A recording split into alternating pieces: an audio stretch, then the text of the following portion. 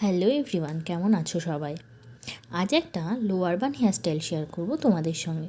একদম ইজি, একটু ভালো করে দেখলে সকলেই করতে পারবে এই হেয়ারস্টাইলটা। আর এটা ইউনিকও। আর এই হেয়ারস্টাইলটা না কখনো পুরনো হয় না, তুমি যখনই করবে খুব ভালো লাগবে। পার্টি হোক বা যে কোনো বিয়েবাড়ি বা যে কোনো অনুষ্ঠানে এই হেয়ারস্টাইলটা যাবেই।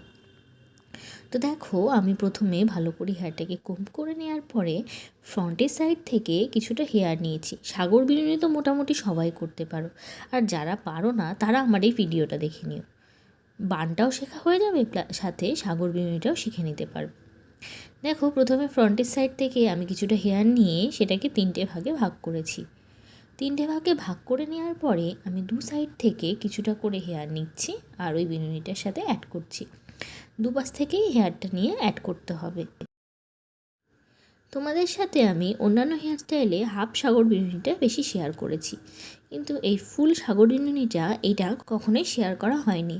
তো আজ ভাবলাম একটা লোয়ার বান করি, সাথে একটা সাগর বিনুনি অ্যাড করি ওপরটাতে, তাহলে দুটো হেয়ারস্টাইল হয়ে যাবে, প্লাস তোমাদের বুঝতেও সুবিধা হবে।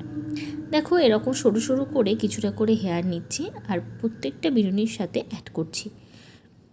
এক পাশ থেকে অ্যাড করার পরে ঠিক একই রকমভাবে অপর সাইড থেকেও অ্যাড করছি। এরকমভাবে যখন আমার পুরো সাগর বিনুনিটা কমপ্লিট হয়ে যাবে, তখন একটা গার্ডার দিয়ে আটকে দিলেও একটা পনিটেল হেয়ারস্টাইল হয়ে যাচ্ছে। দেখো, পুরোটা কমপ্লিট হয়ে গেলে তারপরে আমি করব বানটা। লোয়ার বানও তোমরা অনেকেই জানো কিভাবে করতে হয়, তবুও দেখে রাখো একবার, ভালো লাগবে আশা করি।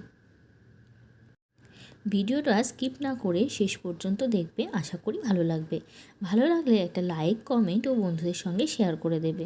পুরো ভিডিওটা দেখতে থাকো।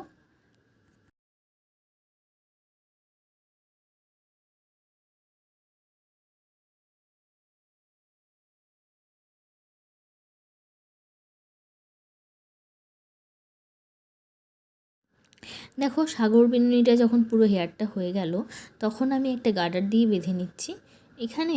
এখানেও তোমরা চাইলে ছেড়ে দিতে পারো, তাহলে এখানেও একটা এই পনিটেল হেয়ারস্টাইল হয়ে গেল। তারপরে আমি এখন যেহেতু বানটা করব, সেই জন্য হেয়ারটাকে কিছুটা ছেড়ে আরও একটা গার্ডার আটকে নিলাম।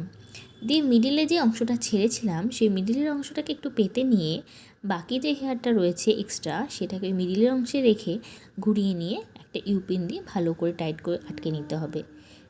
আর মিডিলে ইউপিন বা যে কোনো এমনি কাটা ক্লিপ যে কোনো কিছু দিয়ে আটকে নিতে পারো তোমাদের সুবিধা মতো।